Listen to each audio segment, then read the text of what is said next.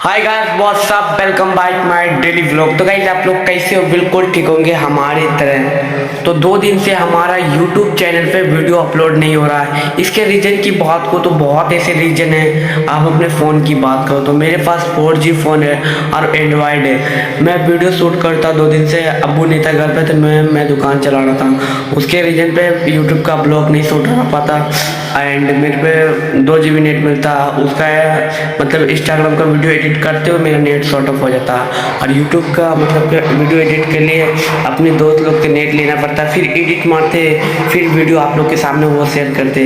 तो गाइस आप लोग दुआ करते रहो भाई के ये सारा दिक्कत जल्दी खत्म हो जाएंगे एंड आप सभी के सामने मैं जल्दी से जल्दी यूट्यूब का फुल ब्लॉग लेके आएंगे। तो आप लोग दुआ करते रहो भाई का ब्लॉग जल्दी यूट्यूब पे देखने को मिले। तो जाते जाते भाई पार्टी को सब्सक्राइब मारो प्लीज़। आप लोग का प्यार सपोर्ट जल्दी कीजिए और अपने भाई को बहुत आगे बढ़ाने की कोशिश करिए। तो तब तक के लिए बाय बाय, खुदा हाफिज़।